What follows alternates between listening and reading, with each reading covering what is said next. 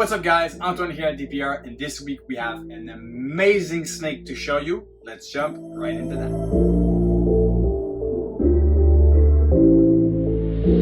Okay, so I will show this animal first, talk a little bit about it. Then I will, talk about what I want to do with it, my projects, and at the end of the video I will talk about the importance of having such key animals in your collection. So without further ado, I'll show you this absolute bad boy, and he comes from Miguel Garcia at Awlays Evolving Python, straight out of California. So this male, if you haven't seen him already on my social medias, on Instagram actually, this is a spot nose Cypress fire clown, and we're gonna go right here. All right, so this animal, honestly, I was shopping for Cypress, spot nose with clown together for a long time now. I absolutely love the interaction with of these two genes in clown, but not only in clown, but just the two in complete dominance together. They make one of the most insane reaction. I'll drop a picture right now of what they look like. They make one of the most insane interaction in incomplete dominance for ball pythons. And honestly, this is such an amazing platform to work with. Having a male with both of these genes will ensure the opportunity, if the odds are good, in each and every single clutch that he will sire to make this combination. So adding fire is just very, very nice as well. It's kind of the cherry on top of the sundae. It's a very, very good thing. But honestly, every single clutches, we have the chances to hit something first, like new to the hobby, and also to hit something absolutely crazy looking. Even if it's not visual clowns, the offspring of this snake are going to be mind-blowing.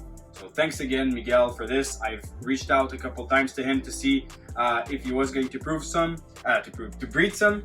And when he actually, this one was one of his keeper before, and when he hatched the fire cypress Batman, so technically adding leopard to this animal, I instantly contacted him asking if this animal was going to be available, and it was the case. So without further ado, I just sent him a PayPal and made this animal mine. And what's the most insane thing here is that there's no yellow belly, there's no orange stream. It's only the fire and the interaction between Cypress and spot nose that creates those blushing that go all the way up and go across the back, the back of the animal. These blushing are absolutely unreal. You have the classic spot nose Allen heads, but they're very, very torn apart, and they're very they have a lot of distance between each and every one of them, and the coloration is just mind-blowing, honestly. So what are the plans for such a male? Actually, the very reason why I was searching for these two specific genes together were because I had some animals that I wanted to add these two genes to them. The very first one that I realized that I needed Cypress and spot nose together was this female right here. It's a banana black pastel phantom.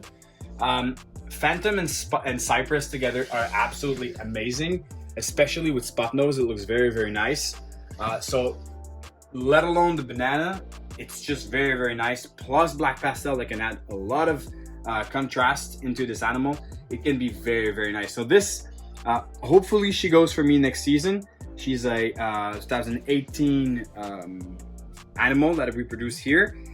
And yeah, honestly, this clutch would be like a perfect clutch to make holdbacks, to make 100% heterozygous of, clown, and with some crazy cool genes to work with. And then the best part about it is that this is a female banana. So every baby's there, they're going to be either females or male. So we don't have any male maker bananas there, either as female makers. So this is just a regular clutch because it comes from a female banana. Okay, so the very second snake that made me want to buy this kind of animal was this female right here that I got from Roland at IRS Reptiles. I've shown her before. This is an Inchy Fire leopard clown, and she's also possible yellow belly. We don't know yet. We'll see by breeding her. So this animal, technically, we could produce some Enshi Cypress Fire Batmans. We've seen the Cypress Fire Batman from Miguel, but we could add Enshi in there. And also we have the chance to hit some Super Fire that would be like visual clown, so because it's clown to clown. So if we hit a Super Fire in the clutch, it is a Super Fire, possible Enshi, possible Cypress, and possible Batman.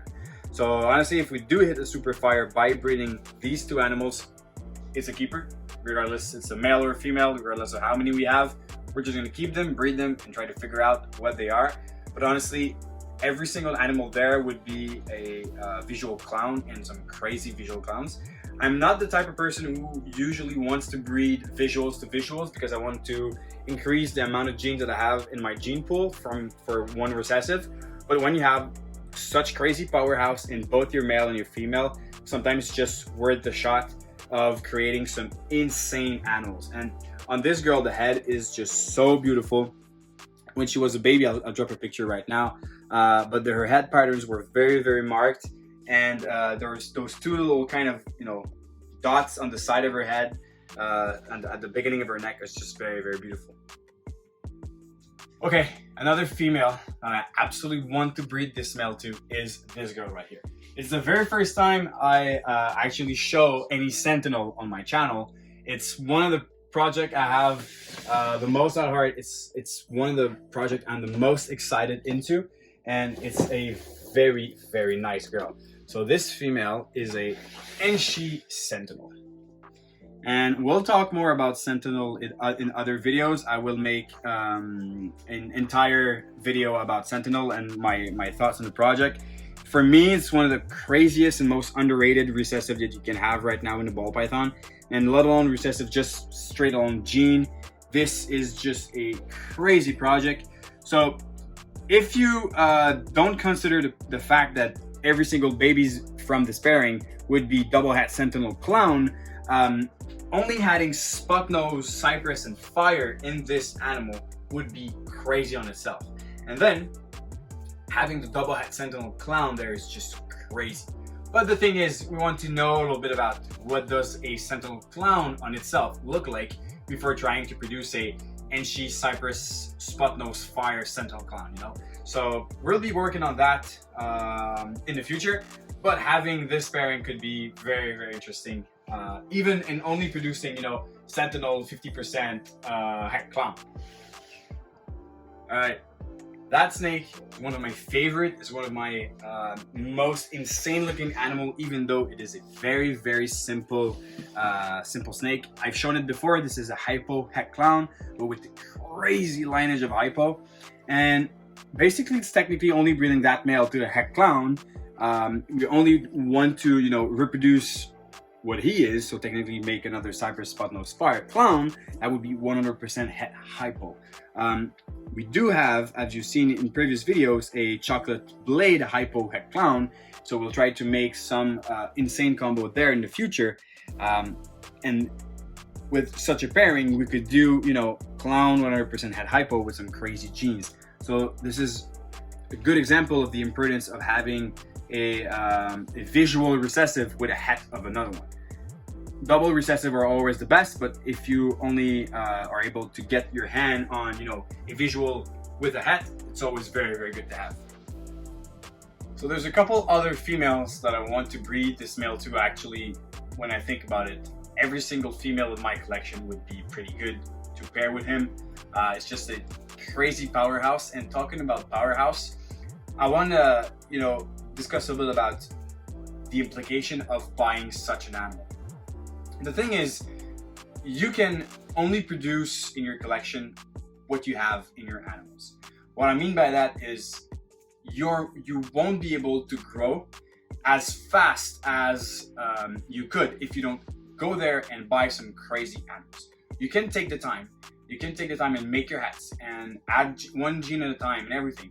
But with the market we have right now, it's crazy for opportunities, and your investments are going to pay back insanely well.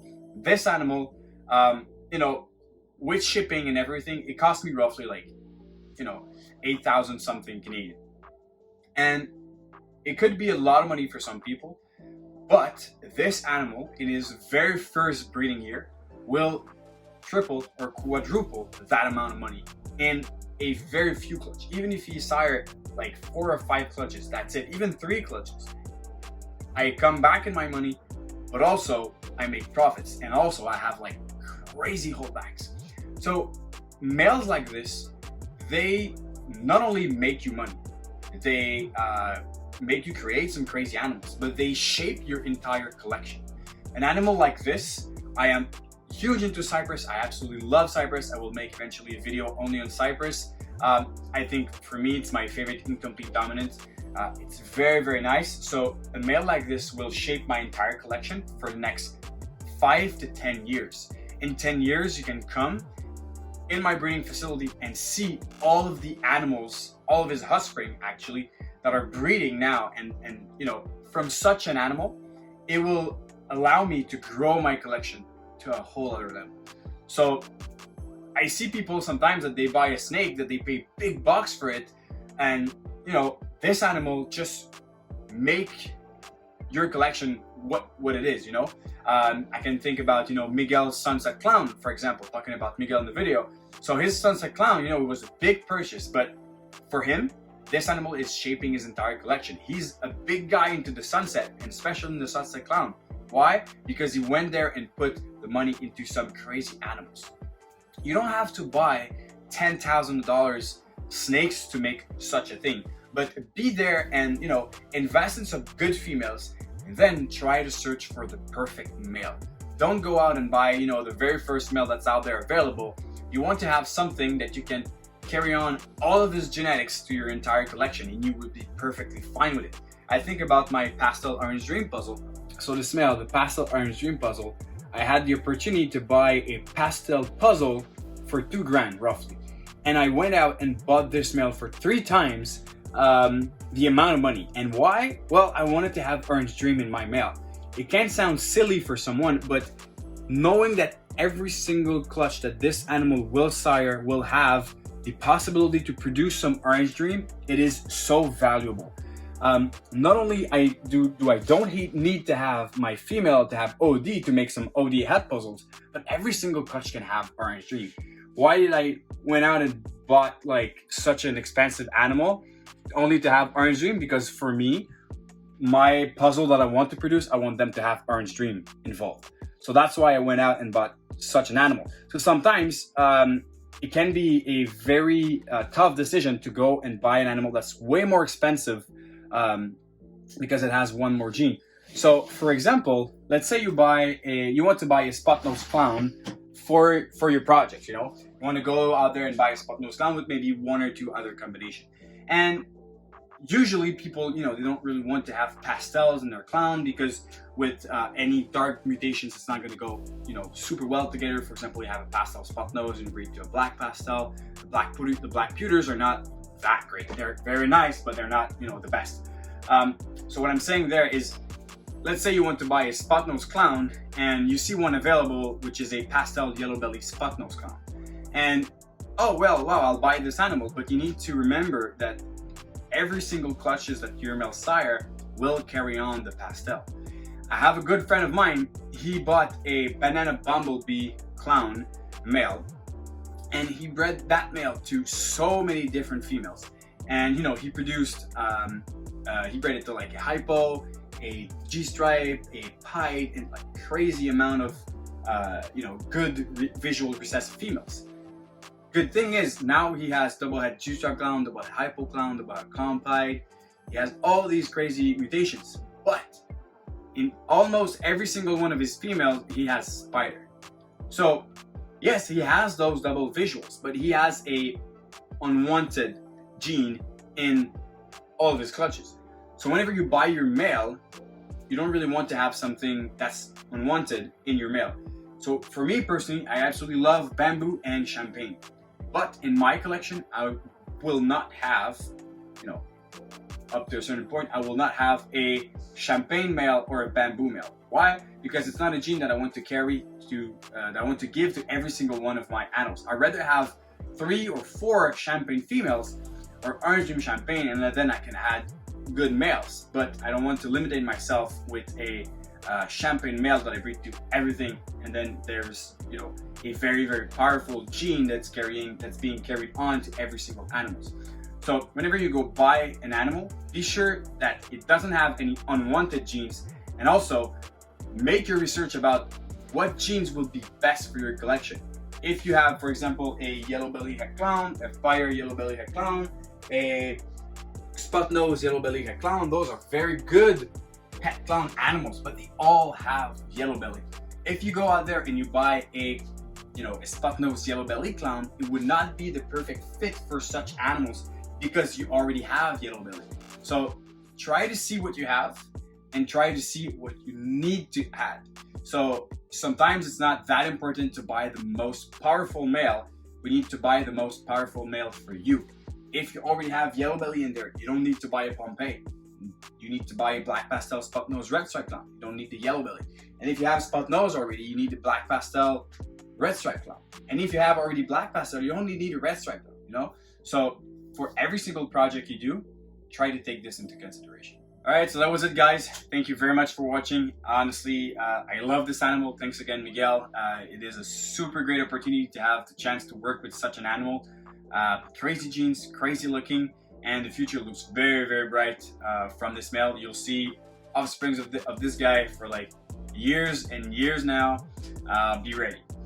So thank you very much for watching. I've heard so many good comments on my videos. Honestly, I love doing them, and I keep getting very good comments. I love to receive them. Just go down in the comments and let me know what you think of this, and don't forget to share and subscribe on YouTube and Instagram.